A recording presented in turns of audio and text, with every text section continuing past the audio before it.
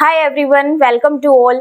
I hope you are doing well. So everyone, आज हम start करने जा रहे हैं न्यू चैप्टर जिसका नाम है सजीवों का वर्गीकरण। ये चैप्टर मोस्ट इम्पोर्टेंट है, चाहे आप कोई छोटा एग्जाम दे रहे हो या कोई बड़ा एग्जाम दे रहे हो। इस टॉपिक से क्वेश्चन यानी इस चैप्टर से क्वेश्चन आता है हर बार एग्जाम में। तो देखिए, ये चैप्टर आपको थोड़ा सा बोरिंग लग सकता है, लेकिन एग्जाम पॉइंट ऑफ व्यू से वेरी वेरी इंपॉर्टेंट है। चाहे मैंने आपको बताई है छोटा एग्जाम हो बड़ा एग्जाम हो, ये क्लासिफिकेशन जो चैप्टर है इससे क्वेश्चन बिल्कुल भी नहीं छूटता। तो चलिए, जितना आपके एग्जाम पॉइंट ऑफ व्यू से सही है आता है उतना ही मैं आपको यहाँ पर बताऊंगी, उससे ज़्यादा एक्स्ट्रा यहाँ पर नहीं बताऊंगी, क्योंकि आपके लिए जितना जानना जरूरी है वो ही ठीक है। क्योंकि वैसे तो ये बहुत ज़्यादा लेंथी है, हम इसको पढ़ने बैठेंगे तो 5 से 6 वीडियो लगेगी कम से कम, लेकिन जितना आपके एग्जाम में आता है डायरेक्ट वहीं पर यहाँ से क्वेश्चन इनके कई बार पूछ लिया जाता है कि ये जो क्लासिफिकेशन है इनकी स्टार्टिंग कौन से साइंटिस्ट ने की, कितने टाइप्स के किंगडम आए हैं, तो इनके बारे में थोड़ा सा आपको जानने की जरूरत है, पूछ लिया जाता है। लेकिन जो एग्जाम में क्वेश्चन आते हैं आपके, वो एग्जाम में क्वेश्चन आपसे पूछे जाते हैं इनके एग्जाम्पल के साथ कि ये जो फाइलम है, ये जो फाइलम मेंबर है, ये कौन से फाइलम के अंदर आता है। वो सब जैसे जैसे आप पढ़ेंगे समझ जाएंगे फाइलम क्या है। ठीक है, तो चलिए आज थोड़ा सा इस चैप्टर का हम इंट्रो देखेंगे। तो हम आज स्टार्ट कर रहे हैं सजीवों का वर्गीकरण यानी क्लासिफिकेशन ऑफ ऑर्गेनिज्म। तो ऑर्गेनिज्म से आप समझ ही गए हैं, यानी चाहे ऑर्गेनिज्म हमारा यूनिसेलुलर हो या मल्टी सेलुलर हो, तो क्या है वो ऑर्गेनिज्म जिसमें सेल प्रेजेंट होती है, वे सब ऑर्गेनिज्म कैसे होते हैं, लिविंग ऑर्गेनिज्म होते हैं। ये मैटर नहीं करता कि वो बहुत सारी सेल से मिलकर बना हुआ है या एक सेल से मिलकर बना हुआ है, सब क्या है, लिविंग ऑर्गेनिज्म है। तो इन्हीं के ऊपर ये क्लासिफिकेशन आते रहे, साइंटिस्ट लाते रहे। तो अब हम देखेंगे सबसे पहले इस क्लासिफिकेशन को लाने वाले जो साइंटिस्ट थे वे कौन थे। चलिए, विदाउट टाइम वेस्ट अब हम पढ़ते हुए चलेंगे। मैंने बताया ही है कि थोड़ा सा बोरिंग लग सकता है। अब देखिए, यहाँ पर मैं आपको एक बात बताऊं तो हनुमान चालीसा सभी को आती है, 40 लाइन होती है, लेकिन वे 40 लाइन आपको क्या एक दिन में याद हो गई थी? नहीं ना। सेम ऐसे ही ये टॉपिक है, आप एक बार पढ़ेंगे नहीं समझ में आएगा, दूसरी बार पढ़ेंगे थोड़ा समझ में आएगा, तीसरी बार पढ़ेंगे और ज्यादा समझ में आएगा। जैसे आप इसको 3 से 4 बार पढ़ लेंगे आपको एकदम अच्छे से एकदम बढ़िया समझ में आ जाएगा। तो चलिए, शुरू करने से पहले मैं यहाँ पर आपको एक बात बताऊं। तो देखिए, जैसे मैंने कहा ये टॉपिक आपको थोड़ा सा बोरिंग लग सकता है, तो देखिए बोरिंग लगे ना आपको, मेरी एक बात याद रखिएगा कि जैसे हमें एक बार में हनुमान चालीसा या दुर्गा चालीसा या शिव चालीसा या गोरख चालीसा, सभी चालीसा वर्ड यानी 40 लाइन की ये चालीसा होती है। तो आपको इन चालीसाओं की, ये जो मैंने अभी इतनी सारी चालीसा के नाम लिए हैं, इनमें से हनुमान चालीसा तो सबको याद होगी। जैसे हनुमान चालीसा की वे 4 लाइन, आपको 40 लाइन एकदम से नहीं याद हुई थी, उनको याद करने में आपको काफी टाइम लगा होगा। सेम ऐसे ही आपको, अगर आप सोचे कि आपको ये टॉपिक एक बार में समझ में आ जाएगा तो आप गलत हैं। इस टॉपिक को कम से कम आपको 3 से 4 बार पढ़ना पड़ेगा, तब जाकर आपको ये टॉपिक आएगा। क्योंकि ये थोड़ा सा, इसमें इतना कुछ हम ज़्यादा एग्जाम्पल के साथ नहीं है, मैं बीच बीच में पिक्चर से आपको बताऊंगी कि ये वाले पिक्चर के जो ऑर्गेनिज्म है वे इसमें डाले गए हैं।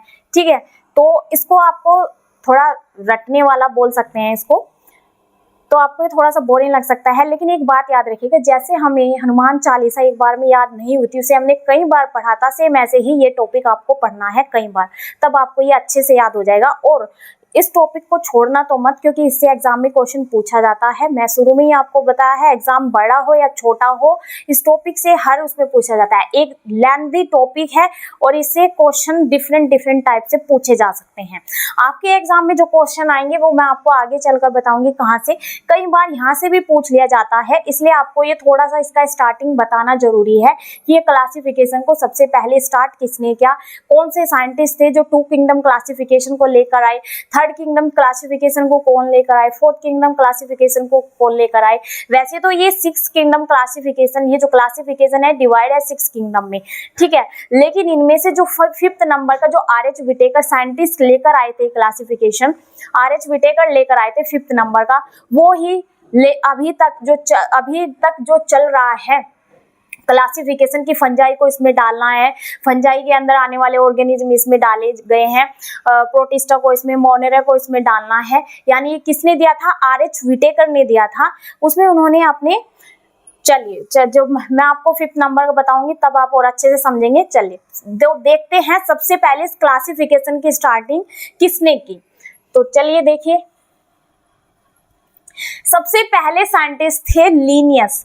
ये लीनियस साइंटिस्ट 1735 में, कब, 1735 में कैरोलस लीनियस लेकर आए थे अपना सबसे पहले क्लासिफिकेशन। इनके क्लासिफिकेशन को बोलते हैं 2 किंगडम क्लासिफिकेशन। 2 किंगडम, अब देखिए एग्जाम में क्वेश्चन इसमें कैसे पूछा जा सकता है कि 2 किंगडम क्लासिफिकेशन को लाने वाले साइंटिस्ट कौन थे, कैरोलस कौन थे, लीनियस थे, ठीक है। कब लाए थे, 1735 में लाए थे। सन से वैसे पूछा नहीं, सन आता नहीं है लेकिन याद रखिएगा। तो लीनियस लाने वाले पहले साइंटिस्ट थे क्लासिफिकेशन को। कौन सा क्लासिफिकेशन दिया इन्होंने, 2 किंगडम क्लासिफिकेशन दिया। 2 किंगडम क्लासिफिकेशन मतलब ये लेकर आए प्लांटे और एनिमेलिया को लेकर आए। यानी देखिए इन्होंने 2 ही यहाँ पर अपने इस क्लासिफिकेशन को 2 किंगडम में डिवाइड कर, 2 किंगडम बताए इन्होंने अपने क्लासिफिकेशन में, पादप यानी प्लांटी, जंतु यानी एनिमेलिया। अब देखिए इन्होंने बाकी में इंक्रीमेंट होता रहा एक एक किंगडम का, और तो वो देखेंगे। पहले देखिए इन्होंने प्लांट और एनिमल में ही क्यों डिवाइड किया। अब देखिए इन्हें ज्यादा कुछ इन्होंने डीपली स्टडी नहीं किया अपने इसमें क्लासिफिकेशन में, लीनियस ने। इन्होंने देखा कि वो ऑर्गेनिज्म जो प्लांट जैसे कैरेक्टर को शो कर रहा है, चाहे वो एक ही ऑर्गेनिज्म, वो ऑर्गेनिज्म एक ही कैरेक्टर को शो कर रहा है प्लांट के, तो उसके बेस पर इन्होंने उसे प्लांट में डाल दिया।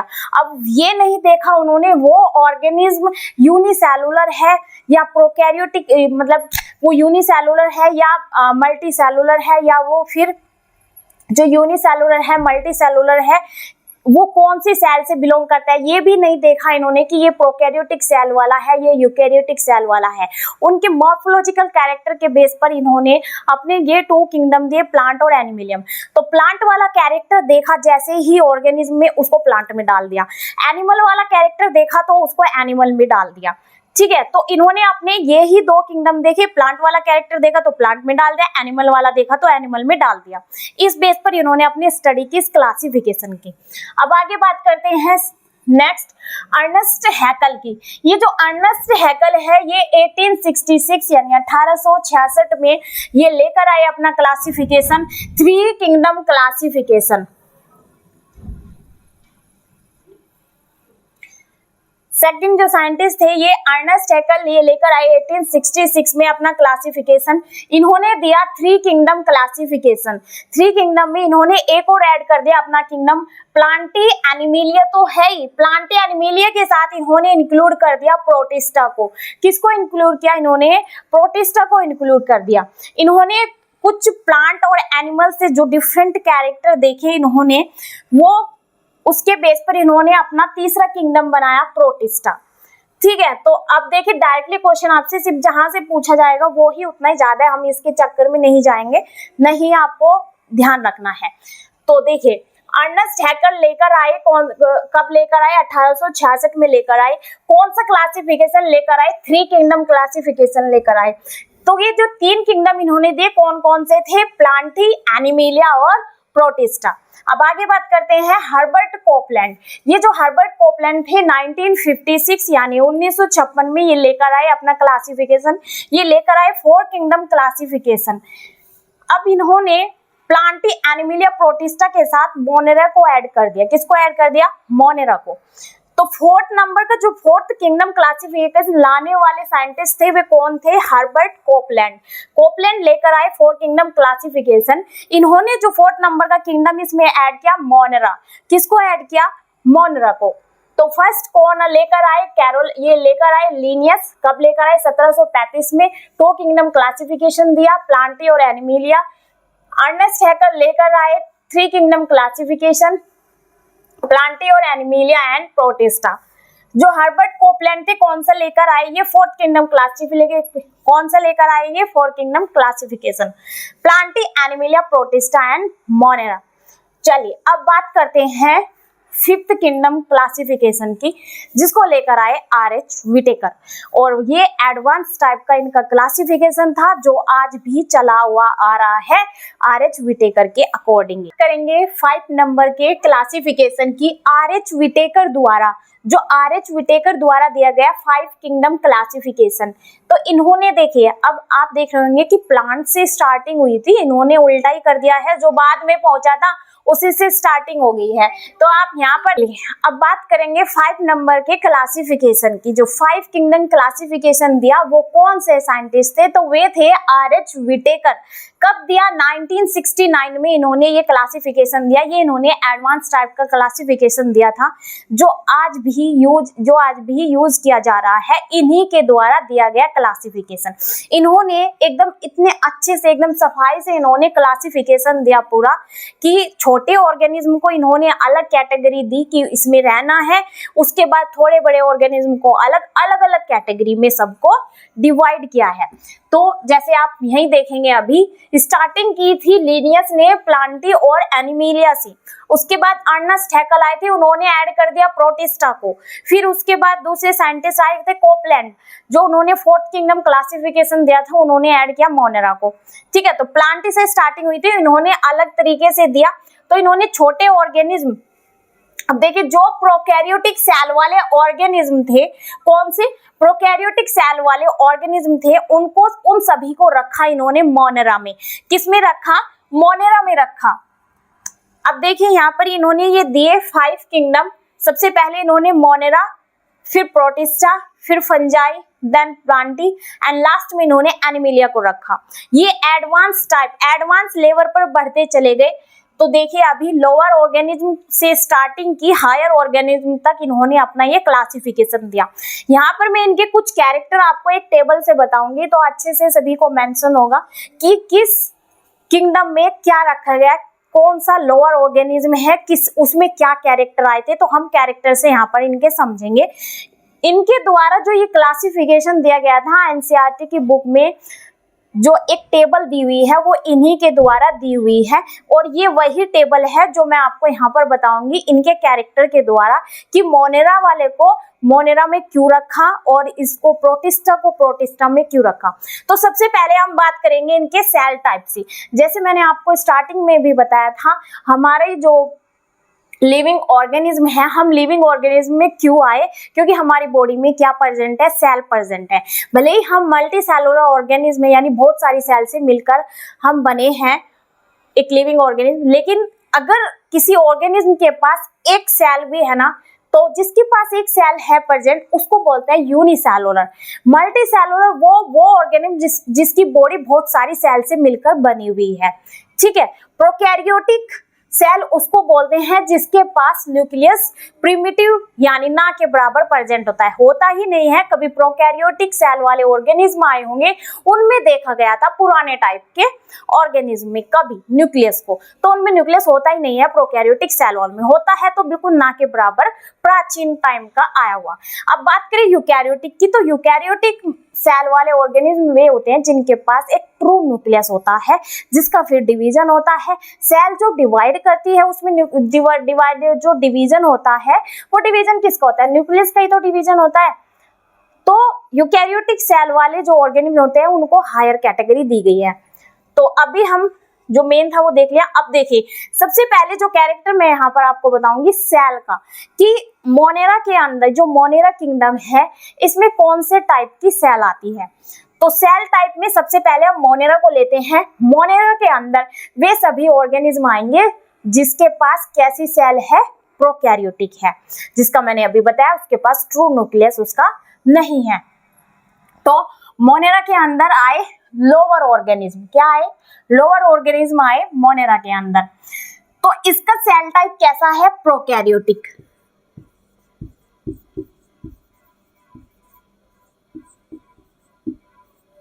अब बात करें प्रोटिस्टा के सेल टाइप की। मोनेरा का कैसा सेल टाइप है? प्रोकैरियोटिक। प्रोटिस्टा का कैसा है? यूकैरियोटिक। इन्होंने एक एक चीज को देखते हुए अच्छे से स्टडी की डीप में जाके, तब इन्होंने अपने ये 5 किंगडम दिए। अब इसके बाद प्रोटिस्टा की बात करें, फंजाई की बात करें, प्लांट की बात करें, एनिमिलिया की बात करें, ये एक अकेला ऐसा किंगडम है मोनेरा जिसको रखा गया है प्रोकैरियोटिक सेल में। ठीक है, किसमें रखा गया मोनेरा को? प्रोकैरियोटिक सेल में। बाकी के प्रोटिस्टा, फंजाई, प्लांटी, एनिमिलिया सबको इन्होंने रखा यूकैरियोटिक सेल में। इनमें रखा क्योंकि इन ऑर्गेनिज्म में देखा गया है कैसा न्यूक्लियस, एकदम जो है न्यूक्लियस इनके अंदर ट्रू न्यूक्लियस देखा गया है, एक कंप्लीट न्यूक्लियस देखा जिसके पास न्यूक्लियर मेम्ब्रेन थी। ठीक है, तो कैसा न्यूक्लियस है, कैसी सेल है इनके पास? यूकैरियोटिक सेल है।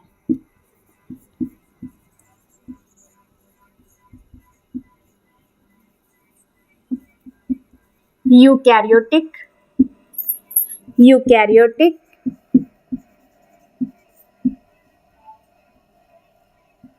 यूकैरियोटिक। आप यहां से समझ सकते हैं, इसका मतलब है यूकैरियोटिक सेल। इन सभी के पास कैसी सेल है? यूकैरियोटिक है। आगे बात करें इनकी सेल वॉल की।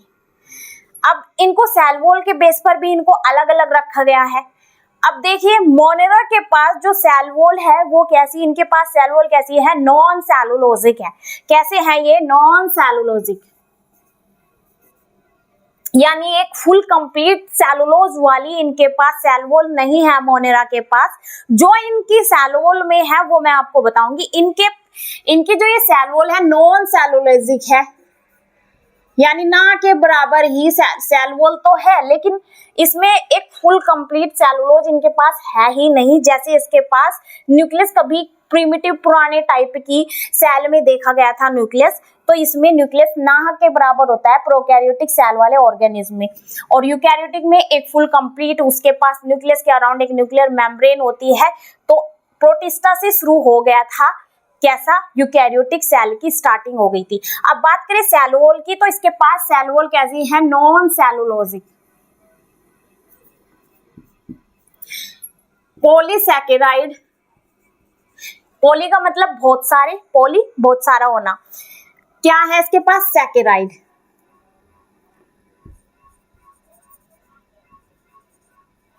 और अमीनो एसिड।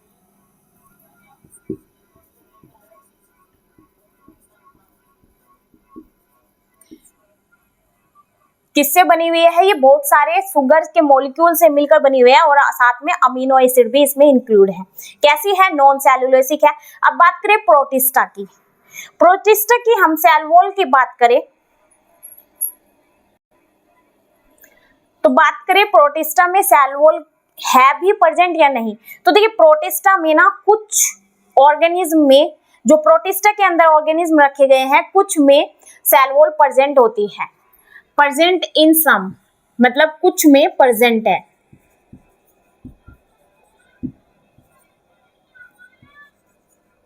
आगे बात करें फंजाई की। फंजाई में क्या सेल वॉल प्रेजेंट है? फंजाई में सेल वॉल प्रेजेंट होती है। कौन सी सेल वॉल होती है फंजाई के पास? इसकी सेल वॉल का नाम मतलब इसकी जो सेल वॉल है फंजाई की, वो किसकी बनी हुई है? काइटिन की।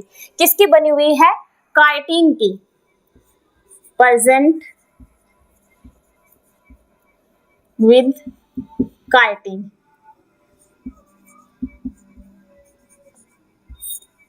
एग्जाम में डायरेक्टली क्वेश्चन आए कि फंजाई की जो सेल वॉल है वो किसकी बनी हुई है? काइटिन की। किसकी बनी हुई है? काइटिन की बनी हुई है। चलिए आगे बात करेंगे। अब काइटिन की है इनकी सेल वॉल। प्लांटी में क्या प्लांट के पास सेल वॉल प्रेजेंट होती है? इनके पास भी सेल वॉल प्रेजेंट होती है, जो किसकी होती है? सेलुलोज की बनी हुई है।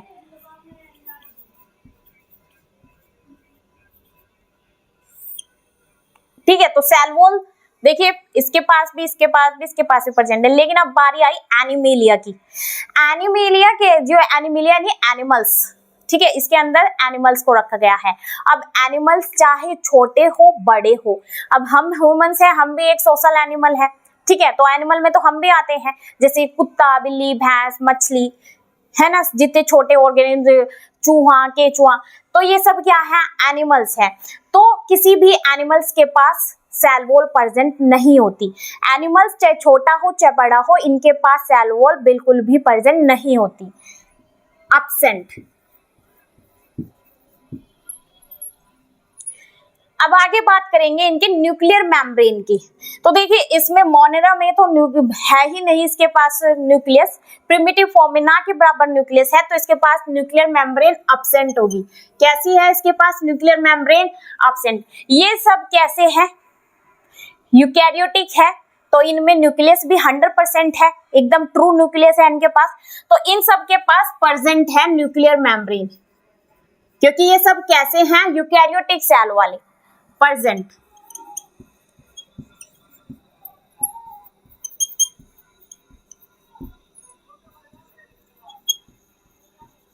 है ना याद रखने वाली बात। तो मैंने एक ही टेबल से, जो इनके द्वारा दी हुई टेबल है, उसी के द्वारा मैं आपको बता रही हूँ कि एक एक चीज आप टेबल के जरिए अच्छे से समझेंगे साथ में सभी को। चल अब आगे इनके एक दो कैरेक्टर की और बात करेंगे इनके बॉडी ऑर्गेनाइजेशन की, यानी इनकी जो बॉडी है वो किस टाइप से ऑर्गेनाइज हो रखी है, कैसी है कि उसमें ऑर्गन बना है नहीं बना है, क्या टिश्यू बना है तो कितना बना है, किसमें टिश्यू बना है, किसकी बॉडी सेलुलर है, ओनली मतलब सेलुलर फॉर्म में ही वो रह गए हैं, अपनी पूरी लाइफ को उन्होंने सर्वाइव किया एक सेल में ही। तो वो ही हम देखेंगे अभी, किसकी बॉडी को सेलुलर बोला, किसकी बॉडी में टिश्यू बन गया, किसकी बॉडी मल्टीलर सेल है यानी मल्टी सेलुलर है, यानी एक से ज्यादा सेल से मिलकर बनी हुई है, किसमें ऑर्गन सिस्टम आया, वो सब हम देखेंगे इस बॉडी ऑर्गेनाइजेशन में। तो बॉडी को कैसे ऑर्गेनाइज हुआ है इन सब की वो देखेंगे।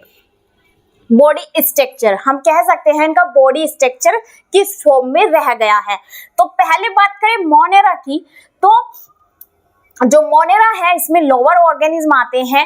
तो देखिए मोनेरा के अंदर जो आने वाले ऑर्गेनिज्म हैं वे अपनी पूरी लाइफ को सेलुलर फॉर्म में ही सरवाइव करते हैं।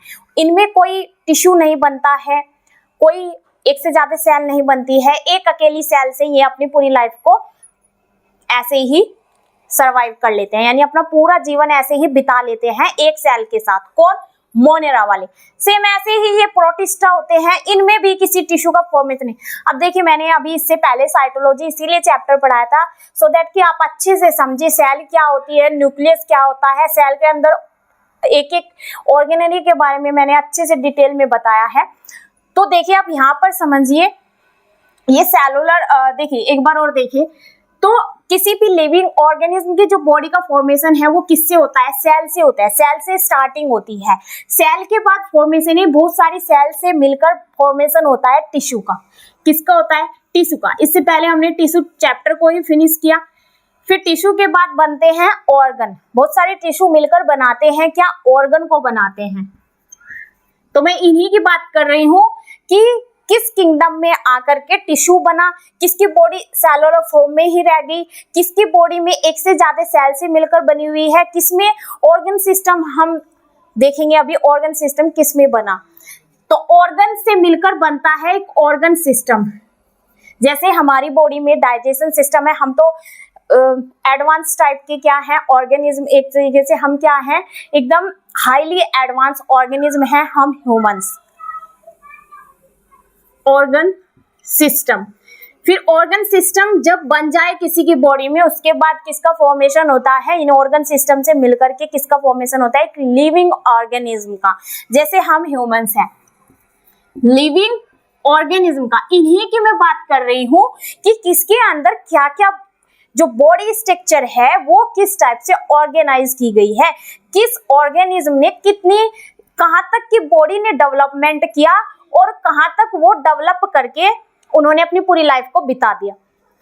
तो ये है एक कैसे एक सेल से एक पूरा लिविंग ऑर्गेनिज्म बनता है। चलिए अब इन्हीं को हम यहाँ पर देखेंगे। जो मोनेरा के अंदर है, मैंने बताया लोअर ऑर्गेनिज्म आते हैं, तो इन सभी की बॉडी रह गई है एक सेलुलर फॉर्म में ही, सेलुलर फॉर्म में यानी एक सेल वाली स्ट्रक्चर में ही उन्होंने अपनी पूरी लाइफ को बिता लिया है। जैसे एग्जांपल बैक्टीरिया, बैक्टीरिया की बॉडी में कोई टिश्यू का फॉर्मेशन नहीं होता, एक से ज्यादा सेल नहीं पाई जाती। जब इसमें एक से ज्यादा सेल ही नहीं होती तो कहाँ से ऑर्गन, कहाँ से टिश्यू, कहाँ से ऑर्गन सिस्टम बनेगा। तो जो बैक्टीरिया का मैंने एग्जांपल है, इसी मोनेरा के अंदर किसको रखा गया है, बैक्टीरिया को रखा गया है। बैक्टीरिया क्या है, एक लोअर ऑर्गेनिज्म है, तो इसकी बॉडी किसमें रह जाती है, सिर्फ एक ही सेल से बना हुआ ये बैक्टीरिया होता है। तो इस टाइप से मैंने बोला इसके अंदर रखा lower organism, for example bacteria. तो बैक्टीरिया की बॉडी रह जाती है सेलुलर फॉर्म में ही, ठीक है। प्रोटिस्टा के अंदर जो और थोड़े एडवांस है, मोनेरा से थोड़े एडवांस ऑर्गेनिज्म रखे, ये भी बेचारे सेलुलर फॉर्म में ही रह जाते हैं, अपनी पूरी लाइफ बिताते हैं सेलुलर फॉर्म में ही। आगे बात करें फंजाई की। फंजाई में ये सब एक सेल वाले ऑर्गेनिज्म है, इसमें एक से ज्यादा सेल का यूज हो रहा है फंजाई के अंदर। ये कैसे होते हैं, मल्टी सेलुलर। फंजाई कैसी है, मल्टी सेलुलर है, यानी एक से ज्यादा सेल से मिलकर बनी हुई होती है ये फंजाई। इनमें जो टिश्यू होते भी हैं तो वे लूज टिश्यू होते हैं, एकदम टाइट सेल से मिलकर बने हुए टिश्यू नहीं होते फंजाई के अंदर। लूज टिश्यू का फॉर्मेशन होता है फंजाई के अंदर, लूज टिश्यू, एकदम टाइट पैक्ड सेल से टिश्यू का फॉर्मेशन नहीं होता फंजाई के अंदर। इसमें इनसे एडवांस, इन दोनों से एडवांस फंजाई के अंदर क्या आया, एक से ज्यादा सेल से मिलकर बना हुआ होता है बॉडी स्ट्रक्चर फंजाई का। अगर टिश्यू होते भी है प्रेजेंट तो वे लूज टिश्यू होते हैं, ठीक है। अब बात करें प्लांटी की, किसकी बात करेंगे हम, प्लांटी की और एनिमिलिया की करेंगे हम, प्लांटी की। तो देखिए प्लांट के अंदर टिश्यू का और ऑर्गन का दोनों का डेवलपमेंट हो चुका होता है। प्लांट के अंदर टिश्यू भी बन जाते हैं और ऑर्गन भी बन जाते हैं। अब बात करें एनिमिलिया की, ये सब एडवांस स्ट्रक्चर आप देखिए, इनकी दोनों बॉडी सेलुलर फॉर्म में रह गई है। फंजाई की मल्टी सेलुलर है, नहीं एक से ज्यादा सेल से मिलकर बनी हुई है। इसमें देखिए प्लांटी में टिश्यू का फॉर्मेशन हो गया, एक कंप्लीट टिश्यू है, फिर ऑर्गन भी आ जाता है प्लांटी में। अब इसमें बात करें हम एनिमिलिया की, यानी हम एडवांस टाइप के हैं। तो हमारी बॉडी में क्या है, हमारी बॉडी बनी हुई है एक ऑर्गन सिस्टम भी बना हुआ है हमारी बॉडी में, तभी तो हम हाईली एडवांस है। तो यहाँ पर tissue, organ and organ system तक का फॉर्मेशन हो जाए, उनको किस में रखा गया, ऑर्गेनिज्म को एनिमेलिया में, यानी एनिमल्स में, क्या किंगडम एनिमल्स में रखा गया है ऑर्गन सिस्टम।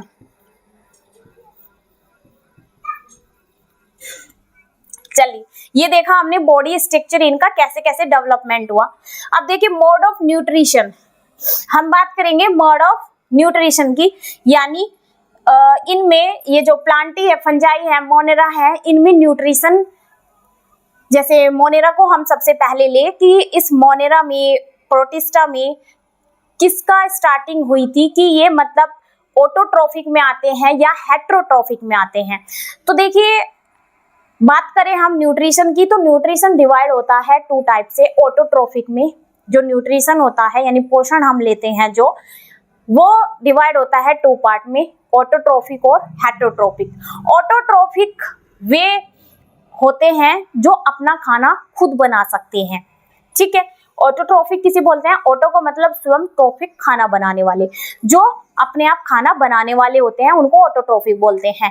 हेट्रोट्रोफिक वो जो अपने खाने के लिए दूसरों के ऊपर डिपेंड होते हैं। किसके ऊपर डिपेंड होते हैं, खुद से नहीं बनाते, दूसरों के ऊपर डिपेंड होते हैं।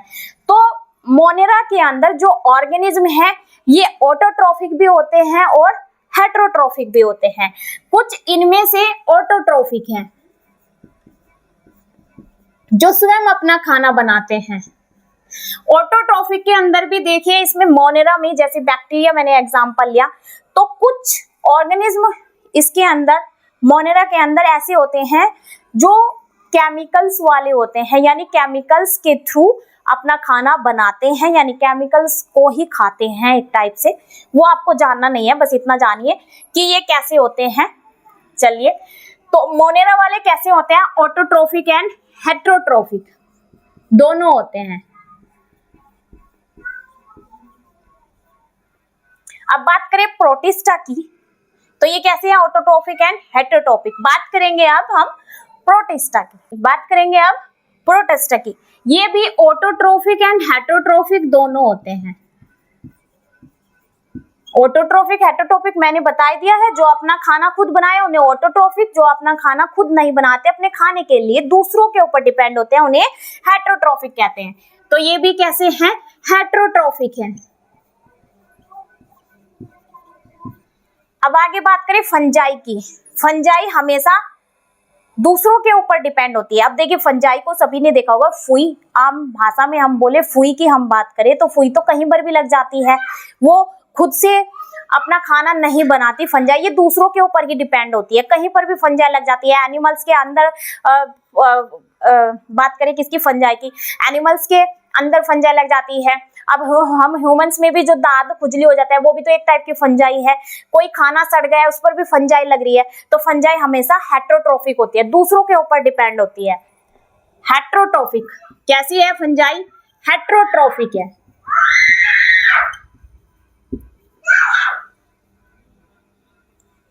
फंजाई कैसी है, हेटरोट्रोफिक है। और जो प्लांट है, प्लांट सारे कैसे होते हैं, ऑटोट्रोफिक। ये प्लांट अपना खाना खुद बनाते हैं, ऑटोट्रोफिक।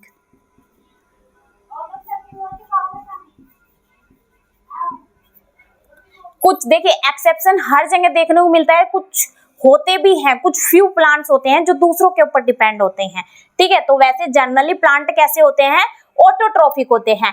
एनिमेलिया, एनिमेलिया यानी एनिमल्स, जैसे हम ह्यूमंस है, जैसे गाय भैंस बकरी है, हम सब क्या है, हेटरोट्रोफिक है, हम अपना खाना खुद से नहीं बनाते। प्लांट के अंदर ऑटोट्रोफिक बोला, इनके पास फोटोसिंथेसिस प्रोसेस है अपना, ये सनलाइट और क्लोरोफिल पिगमेंट की प्रेजेंस में, और एटमॉस्फेरिक CO2 की मैं बात करूं तो एटमॉस्फेरिक वाली जो CO2 कार्बन डाइऑक्साइड और वाटर, इन चारों की फॉर्म में ये बनाते हैं ग्लूकोज और ऑक्सीजन को रिलीज करते हैं, तब जाकर के ये अपना खाना बनाते भी हैं। और जो प्लांट, अब देखिए साग सब्जी हम खाते हैं, हम ह्यूमंस, हम इनके ऊपर, प्लांट के ऊपर डिपेंड है ना, ठीक है। तो एनिमल्स किस में आएंगे, ये एनिमल किंगडम किस में आएगा, ये न्यूट्रिशन में, मोड ऑफ न्यूट्रिशन में हेटरोट्रोफिक फॉर्म में होगा। तो कैसे होते हैं सारे एनिमल्स, हेटरोट्रोफिक होते हैं।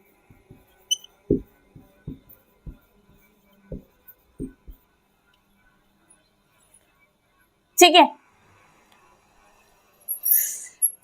तो चलिए ये हमने देखे यहाँ पर 5 किंगडम। एक और किंगडम होता है, वो अभी मैं बताऊं आपको। देखिए 6 किंगडम क्लासिफिकेशन भी होता है एक, 6 किंगडम क्लासिफिकेशन। इस किंगडम को लाने वाले जो साइंटिस्ट थे वे थे कार्ल वोल्स। 6 किंगडम क्लासिफिकेशन, ये क्लासिफिकेशन है, किसने दिया, ये जो 6 किंगडम क्लासिफिकेशन लाने वाले साइंटिस्ट थे कार्ल वोल्स। कौन थे, कार्ल वोल्स। ये कार्ल वोल्स लेकर आए इसको,